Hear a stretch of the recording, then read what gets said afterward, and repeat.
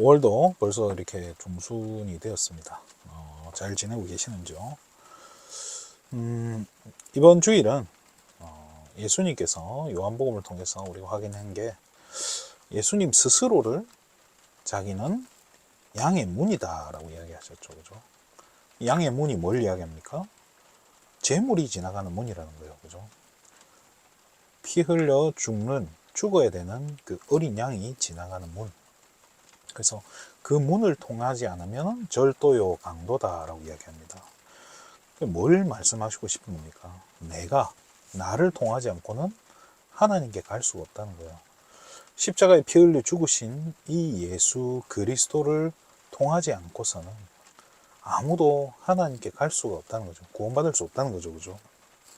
그래서 바로 이 예수님이 지금 뭘 이야기해요? 자신이 내가 참 제사장이다 라는 이 말씀을 본인 스스로 지금 하고 계시다는 거예요.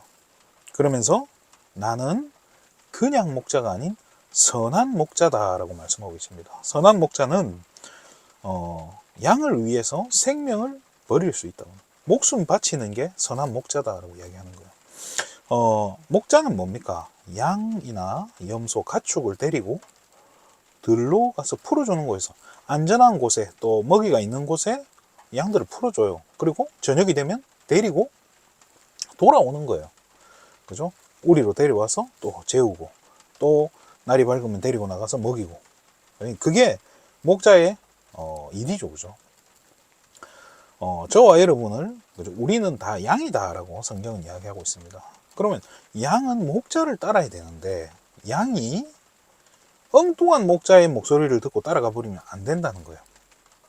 그래서 길을 아는, 나를 사랑하는, 나를 잘 아는 목자의 음성을 따라가야 된다는 거예요. 그리고 선한 길로 끌고 갈 수 있는, 데리고 갈 수 있는 그 목자여야만 한다는 이야기입니다.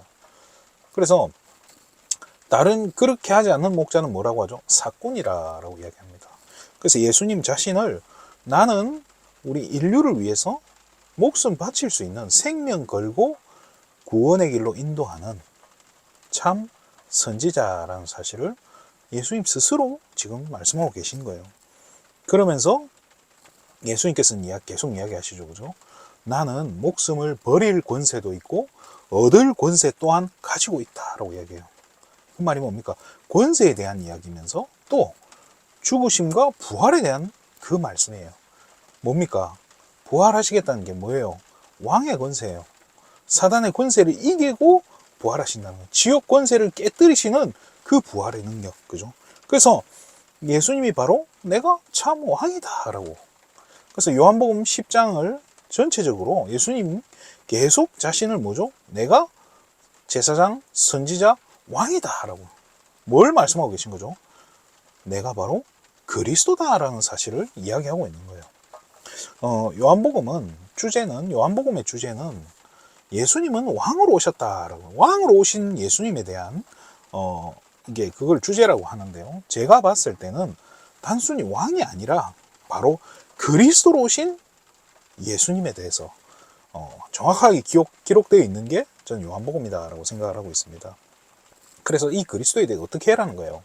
이 예수가 그리스도라는 사실, 예수만이 그리스도 되어진다는 이 사실에 확신을 가져야 되고 믿음 가져야 된다는 거예요. 그러면서 예수를 깊이 뭐해라고요? 생각하라라고 하죠. 왜요? 나하고 아무 관계가 없으면 안 되잖아요. 그래서 나랑 어떤 관계에 있는지, 도대체 이 그리스도는 누구인지, 그리스도께서 나를 위해 어떤 일을 하셨는지, 지금 나와 함께하고 계신지, 이런 부분을 세밀하게 끊임없이 질문하고 생각하고, 또 말씀을 통해 확인도 하고, 현장에서 또 되어지는 부분들, 만남들, 이런 사건들을 통해서 끊임없이 확인하라는 거예요. 그러면서 깊이 강단의 말씀을 묵상하고 또 그 말씀을 붙잡고 기도 속으로. 그죠?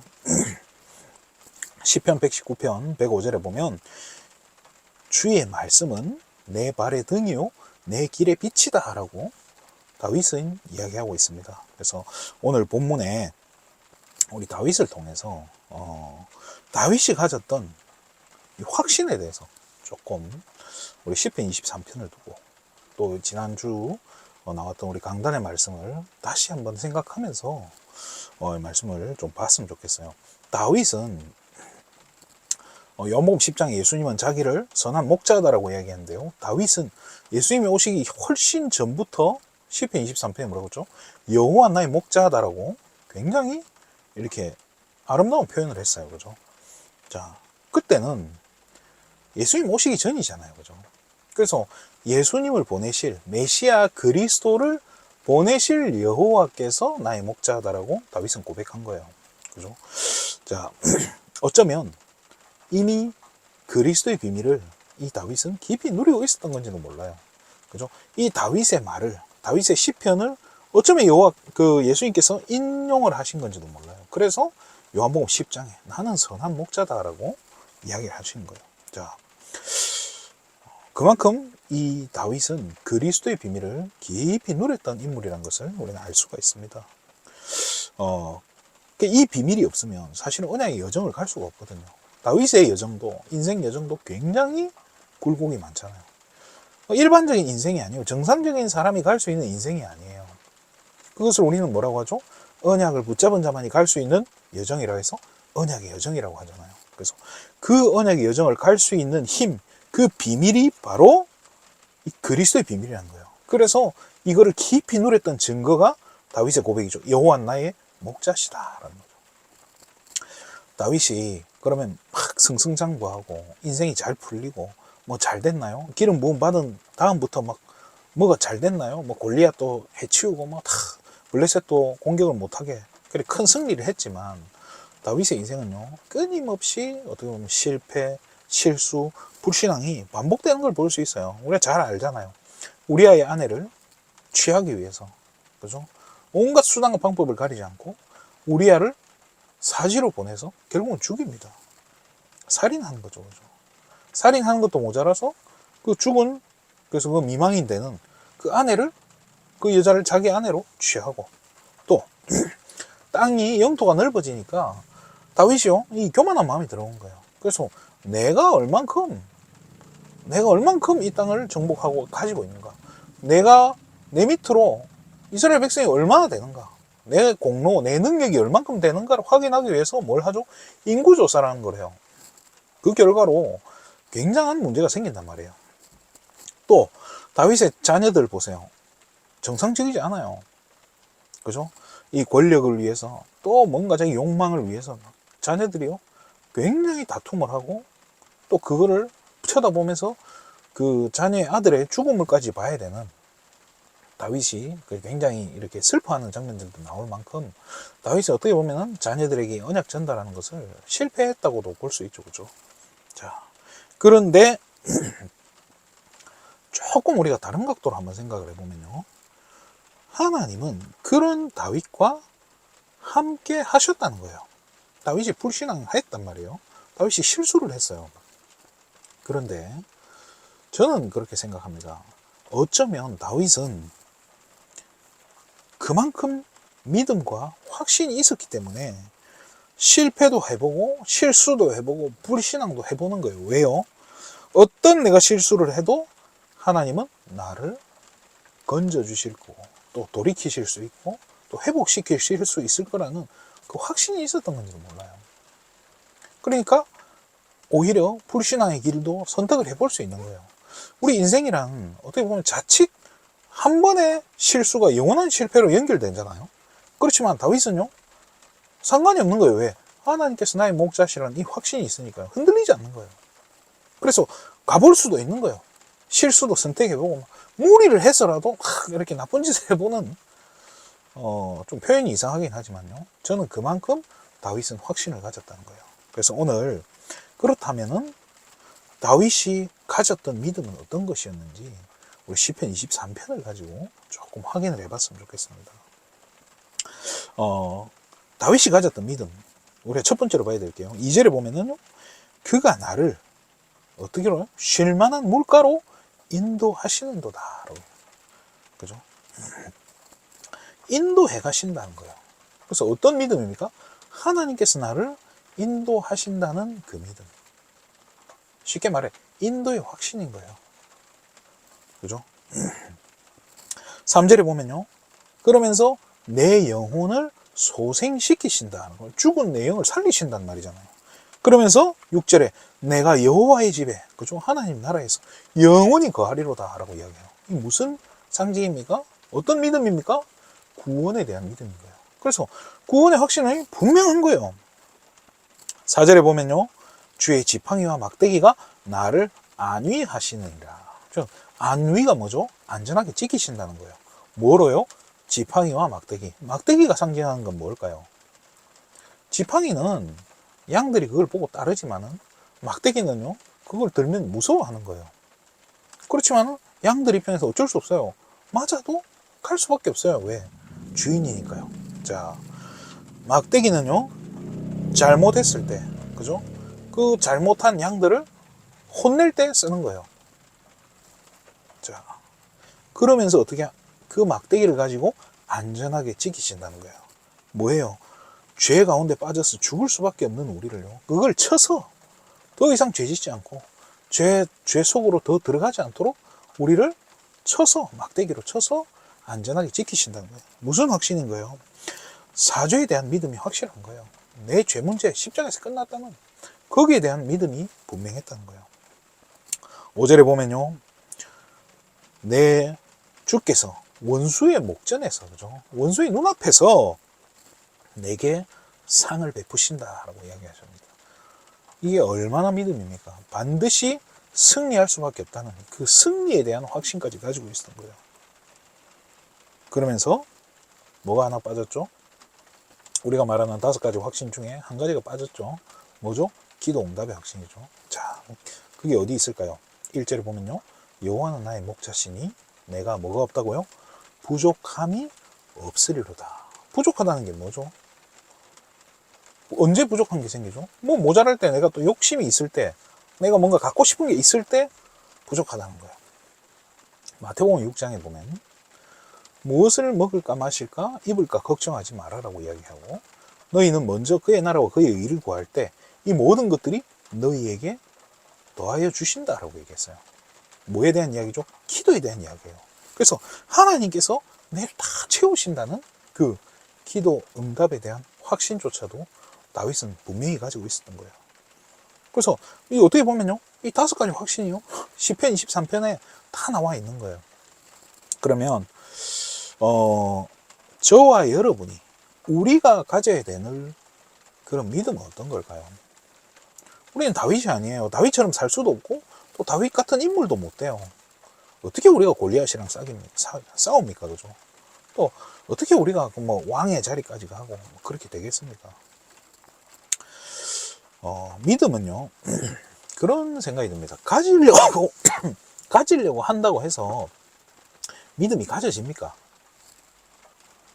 믿음 내가 갖고 싶다고 해서 믿음이 가져지면 좋겠지만은, 그렇지는 않은 것 같아요. 믿음을 내가 갖고 싶다, 나 믿음이 자라고 싶다, 그렇다고 해서 믿음이 자라거나 믿음이 생기는 게 아니더라고요. 그러면 어떻게 해야 됩니까? 사실은요, 저와 여러분이 믿으려고 조금만 노력할 때요, 믿기 시작하는 그 순간부터 사실은요, 이 믿음은 자라기 시작하는 거예요. 자, 믿으려고 조금만, 정말로 적은 믿음을 조금만 실천할 때요, 그 믿음이 자라기 시작하는 거예요. 주일날도 제가 말씀드렸던 것 같아요. 귀중품은 누구에게 맡깁니까? 주인에게 맡긴단 말이에요. 우리 집사님, 권사님 가지고 계신 그 금목걸이, 뭐 금반지 이런 것들이, 그죠? 목욕탕에 갔는데 실수로 가지고 왔어. 그럼 어떻게 해야 돼요? 맡기는 거예요. 누구에게 맡겨야 안전하죠? 주인에게 맡기는 거예요. 왜? 주인이 맡은 부분은 주인이 책임을 져주잖아요. 그렇잖아요. 우리 인생의 주인이 누굽니까? 저와 여러분의 주인이 누굽니까? 그리스도입니까? 맞습니까? 하나님께서 저와 여러분의 인생을 지키시는 분이 맞습니까? 거기에 대한 믿음이 있습니까? 그렇다면은 맡겨보시는 거예요. 하나님께 맡겨보는 거예요. 여러분의 문제, 우리 자녀, 또 우리 가정의 인생, 우리 가정, 우리 집, 그렇잖아요. 내 힘으로 해결 안 되는 것들을 하나하나 맡겨보는 거예요. 의심이 들겠죠, 당연히. 의심하지만 맡겨보는 거예요. 그러면 그것을 하나님께서 어떻게 인도해 가시고 풀어 가시는가에 대한 그 맛을 보셔야 돼요. 그게 이제 믿음이 자란단 말이에요. 그래서 시작은 작은 믿음이에요. 그래서 예수님도 이야기하잖아요. 겨자씨 같은 믿음이라고. 그래서 그 작은 겨자씨 같은 그 작은 믿음 가지고 시작하지만 그것이 나중에 자라면 어떻게 되죠? 그것이 자라서 우리가 상상하지 못하는 열매들로 돌아오게 된다는 거예요. 자, 그래서 조금씩 맡기는 연습을 하셔야 돼요. 그렇게 될 때 나중에 어떻게 되죠? 조금씩 맡기는, 처음에는 이게 조금 맡겨보니까 괜찮잖아요. 은행에 돈 맡기듯이 조금씩 맡기면 나중에는 어디까지 맡기게 되죠? 은행도 5천만 원까지밖에 보증을 안 해줘요. 그렇지만 하나님은 어떤 분이죠? 하늘 보좌에 영원한 상급을 쌓으라고 하잖아요. 영원토록 하나님께서는 지켜주신다는 거예요. 우리 인생을 맡겨야 되는 거예요. 어떻게 보면 인생을 맡길 수 있겠습니까? 쉽지 않겠죠, 그죠? 그래서 조금씩 연습이 돼야 돼요. 그죠? 작은 것부터 내 작은 문제, 지금 내 앞에 당면한 지금 내 상황들, 우리 자녀들, 뭐 이렇게 지금 내 힘으로 해결할 수 없는 이런 것들을요, 어떻게든 자꾸 이렇게 시도를 해보셔야 돼요.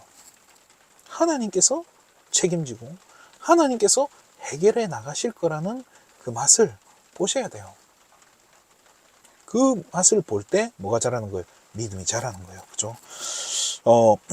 다윗은요, 인생을 맡길 만큼 체험을 해버린 거예요.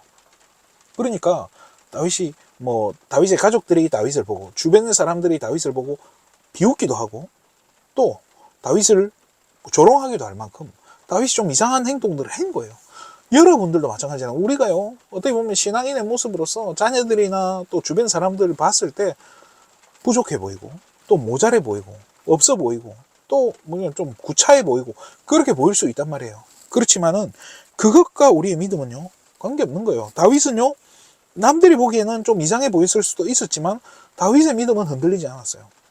저와 여러분도 마찬가지입니다. 저와 여러분의 믿음은 흔들리면 안 되는 거예요. 시편 1편 2절이죠. 그죠? 자, 어떻게 하면 됩니까? 복 있는 사람은 여호와의 율법을 즐거워하고 그 율법을 주야로 묵상하는 자라 이야기합니다. 뭡니까? 말씀 가운데 들어가는 거예요. 말씀 속에서, 그죠? 늘 이 말씀을 가지고 묵상하고 또 이걸 붙잡고 기도하면서 누리라는 거예요. 그럼 이 말씀은 언제 듣습니까? 예배를 통해서. 그래서 예배 순서 안에는요, 기도도 들어있고 말씀도 드리고 다 들어있어요. 그래서 종합 선물 세트라고도 표현하는데요, 이 예배 속에서 쉽게 말해 늘 은혜 가운데 있으라는 거예요. 저 같은 경우는 늘 말씀 들으려고 진짜 몸부림치는 거예요. 그래서 아침에 눈 뜨자마자 메시지를 틀려고 노력을 해요. 가능한 한 제가 눈 뜨자마자 메시지 틀려고 해요.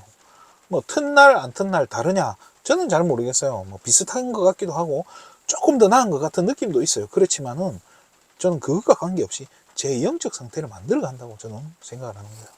그래서 늘 은혜 속에 있을 때 뭐가 자라는 거예요? 믿음이 자라는 거예요. 은혜 자꾸, 왜요? 불신앙은요, 은혜 없는 곳에서 자라는 거예요. 은혜를 놓칠 때 불신앙이 자란단 말이에요. 그렇잖아요.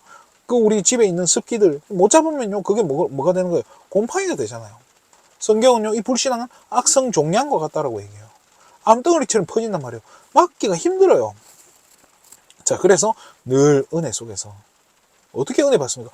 말씀 듣는 거예요. 그죠? 늘 말씀 속에서 힘을 얻고 또 그걸로 은혜를 누리는 거예요. 말씀을 마치겠습니다.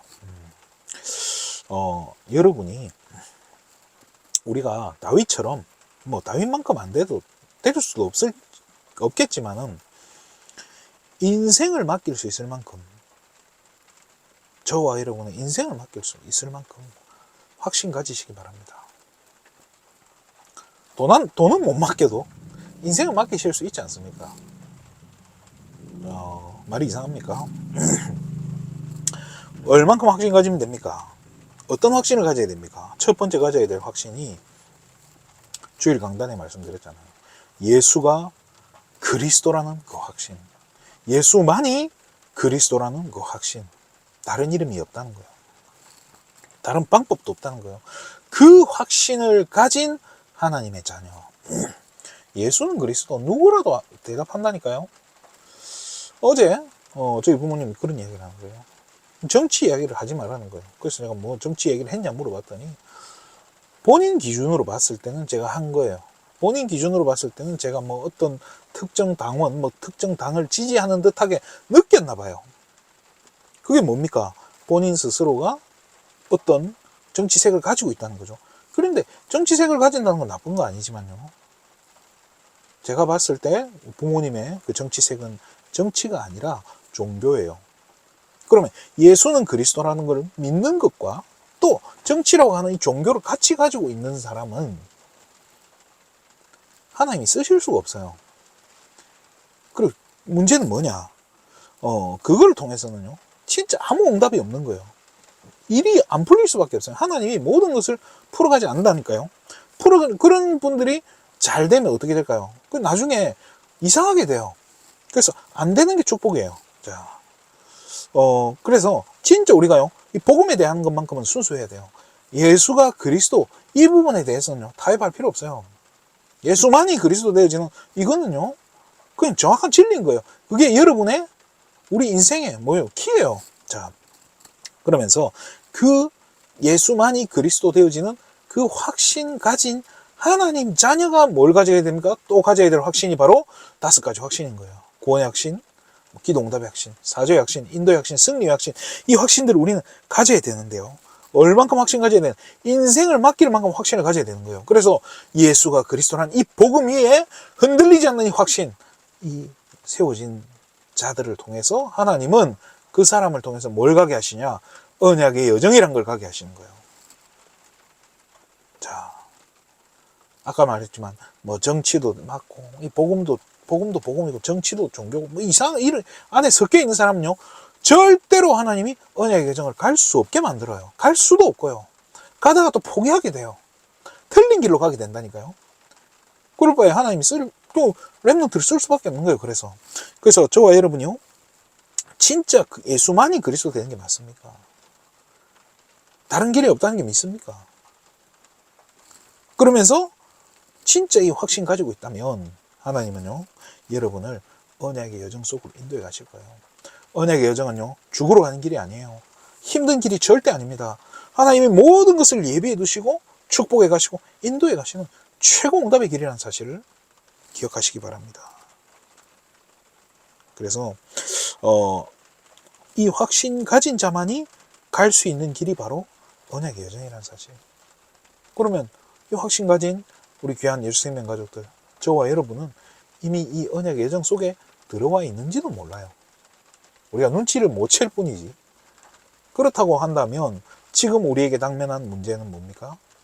언약의 여정 가운데서 하나님께서 인도해 가시고 풀어 가실 굉장히 중요한 이 이정표 속에 우리가 있다는 거예요. 하나님의 시간표 속에 저와 여러분이 지금 와 있다는 사실이에요. 그래서 이번 한 주간에 정말로 불신앙 버리고 확신 가지고 흔들리지 않는 전도자 인생 속으로 들어가시기를, 그래서 최고 축복된 한 주간 되기를 주님의 이름으로 축원드립니다. 기도하겠습니다. 하나님 참으로 감사를 드립니다. 우리 귀한 예수 생명 가족들이 정말로 예수만이 그리스도 되어지는 이 확신 속에서 정말로 절대로 흔들리지 않는 5가지 확신 가지고 언약의 여정 갈 수 있도록 축복하여 주시옵소서. 하나님이 모든 축복과 응답을 다 가지고 계신 정말로 그 언약의 여정 속에 내 인생이 들어가 있고 이 여정 속에서 하나님 예비하신 최고 응답들을 날마다 찾아 누리는, 그래서 정말로 한 시대에 또 내가 처해 있는 이 지역에 재앙 막는 전도자로 우뚝 설 수 있도록 우리 예수 생명 가족들 한 사람 한 사람을 축복하여 주시옵소서. 모든 영광을 하나님께 돌립니다. 그리스도 대신 예수님의 이름으로 기도드립니다. 아멘.